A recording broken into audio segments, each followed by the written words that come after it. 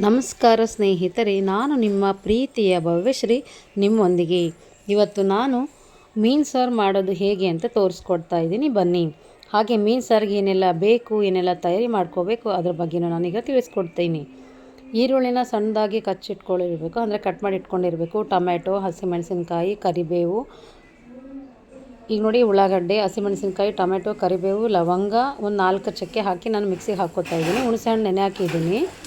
ಈಗ ನಾನು ಮೀನು ಪೀಸ್ಗಳನ್ನ ಕಟ್ ಮಾಡಿ ಇಟ್ಟಿರ್ತೀವಲ್ಲ, ತುಂಡುಗಳನ್ನ, ಅದಕ್ಕೆ ಖಾರ, ಉಪ್ಪು, ಅಲ್ಲ ಬೆಳ್ಳುಳ್ಳಿ ಪೇಸ್ಟು ಮಿಕ್ಸ್ ಮಾಡಿ ಚೆನ್ನಾಗಿ ಇಟ್ಕೊಂಡಿದ್ದೀನಿ. ಅದು ಚೆನ್ನಾಗಿ ನೆನಿಲಿ ಅಂತೇಳಿ. ಈಗ ನಾನು ಹೇಳಿದ್ನೆಲ್ಲ ಮಿಕ್ಸಿ ಜಾರಲ್ಲಿ ಏನೇನು ಹಾಕಬೇಕಂತ ಅದನ್ನೆಲ್ಲ ನಾನೀಗ ಮಿಕ್ಸಿಗೆ ರುಬ್ಕೊಂಡಿದ್ದೀನಿ, ಈ ಥರ ನುಣ್ಣಗೆ ಪೇಸ್ಟಾಗಿ. ಬನ್ನಿ ಮಾಡೋಣ. ಈಗ ಎಣ್ಣೆ ಹಾಕಿದೆ ನಾನು ಕಾಯಿಸಿ, ಅದಕ್ಕೆ ಒಂದು ಸ್ವಲ್ಪ ಚಕ್ಕೆ ಲವಂಗ ಹಾಕಿ ಕರಿಬೇವನ್ನ ಜಾಸ್ತಿನೇ ಹಾಕ್ತಾಯಿದ್ದೀನಿ.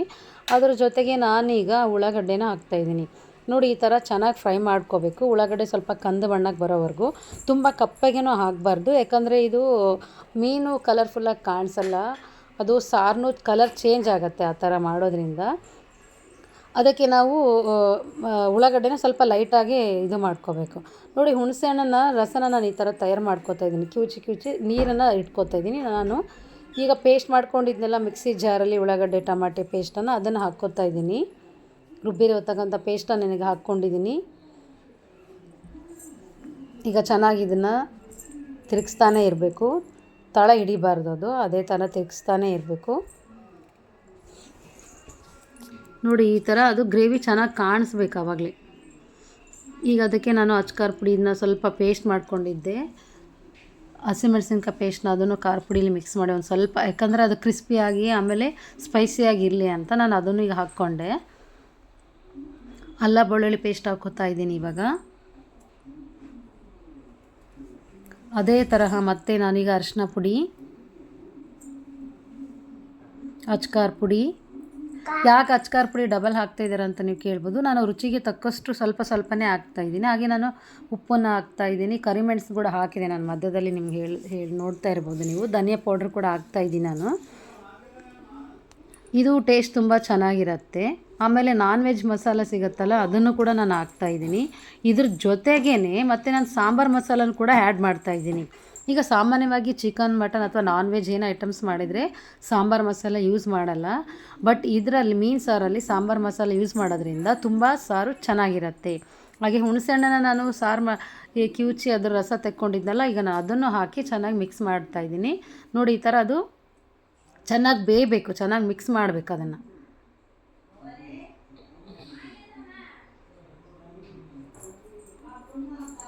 ನೋಡಿ, ನೋಡೋಕ್ಕೆ ಎಷ್ಟು ಚೆನ್ನಾಗಿ ಕಲರ್ಫುಲ್ಲಾಗಿ ಕಾಣ್ತಾ ಇದೆ ಅಲ್ವಾ.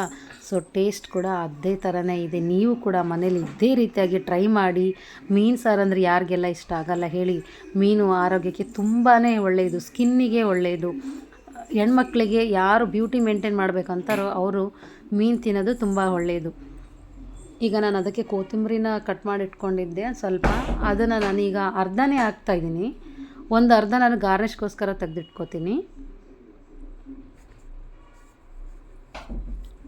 ನೋಡಿ, ನೋಡ್ತಾ ಇದ್ದೀರಾ, ಕಲರ್ಫುಲ್ಲಾಗಿ ಕಾಣ್ತಾ ಇದೆ. ಮೀನು ಸಾರು ರೆಡಿ ಆಗ್ತಾಯಿದೆ. ಆಯ್ತು, ಇನ್ನೊಂದು 10 ನಿಮಿಷ. ಮೀನು ಸಾರು ಮಾಡೋಕ್ಕೆ ತುಂಬ ಟೈಮ್ ಏನೂ ಬೇಕಿಲ್ಲ, ತುಂಬ ಬೇಗನೆ ಆಗುತ್ತೆ. ನಾನು ಲಾಸ್ಟಲ್ಲೇ ಹಾಕ್ತಾಯಿದ್ದೀನಿ ಬೆಳ್ಳುಳ್ಳಿನ. ನೀವೆಲ್ಲ ಕೇಳ್ಬೋದು ಮಿಕ್ಸಿ ಜಾರಲ್ಲಿ ಯಾಕೆ ಹಾಕಲಿಲ್ಲ ಅಂಥೇಳಿ. ಮಿಕ್ಸಿ ಜಾರಲ್ಲಿ ಹಾಕೋದಕ್ಕಿಂತ ಈ ಥರ ಅರ್ಧ ಸಾರು ಬೆಂದಮೇಲೆ ಈ ಥರ ಪೇಸ್ಟ್ ಬೆಳ್ಳುಳ್ಳಿನ ಈ ಥರ ಕುಟ್ಟಿ ಹಾಕೋದ್ರಿಂದ ಅದು ಒಂಥರ ವೆರೈಟಿ ಸ್ಪೈಸಿ ಟೇಸ್ಟ್ ಇರುತ್ತೆ. ನೋಡಿ, ನೀವು ಬೇಕಿದ್ರೆ ಟ್ರೈ ಮಾಡಿ. ತುಂಬಾ ಚೆನ್ನಾಗಿ ಫ್ಲೇವರ್ ಕಾಣ್ತಾ ಇದೆ. ಇದಕ್ಕೊಂದು ಸ್ವಲ್ಪ ನೀರು ಆ್ಯಡ್ ಮಾಡ್ತಾಯಿದ್ದೀನಿ. ನೀರು ನಿಮಗೆ ಯಾವ ಥರ ಬೇಕು ಅಂದರೆ, ಸಾರು ಎಷ್ಟು ಹದವಾಗಿರಬೇಕು ನೀವು ಆ ಥರ ನೀರನ್ನು ನೀವು ಹಾಕ್ಕೋಬೋದು. ತುಂಬ ತೆಳುವಾಗಾದರೂ ಮಾಡ್ಕೋಬೋದು, ಸ್ವಲ್ಪ ಗಟ್ಟಿಯಾಗಾದರೂ ಮಾಡ್ಕೋಬೋದು. ಅದು ನಿಮ್ಮ ಯಾವ ಥರ ಇಷ್ಟ ಆಗುತ್ತೆ, ಎಷ್ಟು ಜನ ಇದ್ದಾರೆ ನೀವು ಅದ್ರ ಮೇಲೆ ನೀವು ಡಿಪೆಂಡಾಗಿ ಮಾಡ್ಕೋಬೋದು ನೀವು.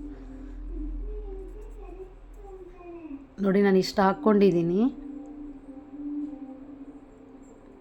ತುಂಬ ತೆಳುವಾಗಿದ್ದರೆ ಇರೋದಕ್ಕಿಂತ ಸ್ವಲ್ಪ ಈ ಥರ ಸ್ವಲ್ಪ ಗಟ್ಟಿಯಾಗಿದ್ರೇ ಅದು ಸ್ವಲ್ಪ ಟೇಸ್ಟ್ ಚೆನ್ನಾಗಿ ಅನಿಸುತ್ತೆ. ಆಮೇಲೆ ಇದಕ್ಕೆ ಒಂದು ಸ್ವಲ್ಪ ಮುಚ್ಚಿಡಬೇಕು, ಅದು ಪಳ ಅಂತ ಕುದಿಬೇಕು ಎಲ್ಲ. ನಾವೀಗೇನು ಗ್ರೇವಿನೆಲ್ಲ ಮಿಕ್ಸ್ ಮಾಡಿ ಇಟ್ಟಿದ್ದೀವಲ್ಲ, ನೀರು ಹಾಕಿ ಎಲ್ಲನೂ ಮಸಾಲ ಚೆನ್ನಾಗಿ ಈ ಥರ ಕುದಿಬೇಕು. ನೋಡಿ, ಈ ಥರ ಉಗಿ ಬರಬೇಕದು. ಈಗ ಬಂದಾದಮೇಲೆ ನಾವು ಮೀನು ತುಂಡುಗಳೇನೋ ಕಲಸಿಟ್ಕೊಂಡಿದ್ವಲ್ಲ, ಖಾರ, ಉಪ್ಪು, ಅರಿಶಿನ ಎಲ್ಲ ಹಾಕಿ ಅದನ್ನು ಒಂದೊಂದಾಗೆ ನಾವು ಇದಕ್ಕೆ ಇವಾಗ ಬಿಡಬೇಕು ಅದರಲ್ಲಿ. ಮಧ್ಯದಲ್ಲಿ ನಾನು ಸ್ವಲ್ಪ ಉಪ್ಪು ಹಾಕ್ಕೊಂಡೆ, ನೀವು ನೋಡ್ತಾ ಇರ್ಬೋದು.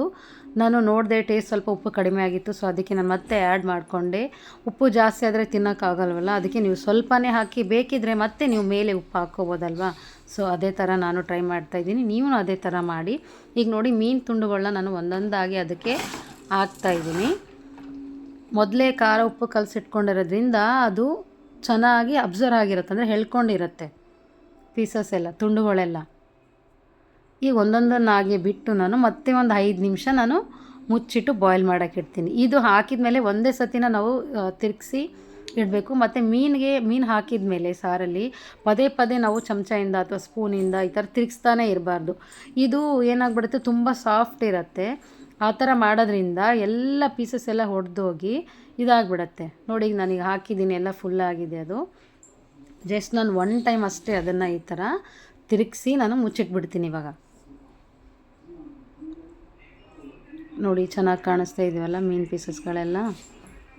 ಒಂದು 5-10 ನಿಮಿಷ ಅಷ್ಟೇ, ಇದಕ್ಕೆ ಜಾಸ್ತಿ ಟೈಮ್ ತೊಗೊಳ್ಳೋದೇ ಇಲ್ಲ. ನಾವೇನಿದ್ರದ್ದು ಗ್ರೇವಿ ಏನು ಮಾಡ್ತೀವಲ್ಲ ಅದಕ್ಕೆ ಮಾತ್ರ ಟೈಮ್ ತೊಗೊಳತ್ತೆ.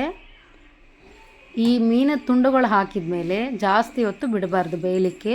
ಒಂದು 5 ನಿಮಿಷ ಇಲ್ಲ 10 ನಿಮಿಷ ಅಷ್ಟರೊಳಗೆ ಬೇಯ್ದುಬಿಡತ್ತೆ. ನೋಡಿ ಈಗ ಬೆಂದಿದೆ ಇದು ಆಲ್ರೆಡಿ, ತೋರಿಸ್ತೀನಿ ನಿಮಗೆ. ನೋಡಿ ಬೆಂದ್ಬಿಟ್ಟಿದೆ ನೋಡಿ. ನಾನು ಇನ್ನೊಂದು ಸ್ವಲ್ಪ 1-2 ನಿಮಿಷ ಜಾಸ್ತಿನೇ ಆಯ್ತು ಅನಿಸುತ್ತೆ. ನೋಡಿ ಪೀಸೆಲ್ಲ ಒಡೆದೋಗಿದೆ, ಅದು ಈ ಥರ ಉಚ್ಚಿ ಬೀಳ್ತಾ ಇದೆ. ನೋಡಿ ನಾನೀಗ ತೆಗೆದು ಪ್ಲೇಟಿಗೆ ಸರ್ವ್ ಮಾಡಿ ಕೊಡ್ತಾಯಿದ್ದೀನಿ. ನೋಡಿ ಎಷ್ಟು ಚೆನ್ನಾಗಿ ಕಾಣಿಸ್ತಾ ಇದೆನೋ ಅಷ್ಟೇ ರುಚಿಯಾಗಿದೆ ತಿನ್ನಲಿಕ್ಕೆ. ಸವಿಯಲು ರುಚಿಯಾದ ಮೀನು ಸಾರು ರೊಟ್ಟಿಯೊಂದಿಗೆ ಸೂಪರ್ ಕಲರ್ಫುಲ್ಲಾಗಿದೆ ಅಲ್ವಾ. ನೋಡಿ ನೀವು ಕೂಡ ಟ್ರೈ ಮಾಡಿ ಇದೇ ತರಹ ಮನೇಲಿ. ಇಂತಿ ನಿಮ್ಮ ಪ್ರೀತಿಯ ಭವ್ಯ.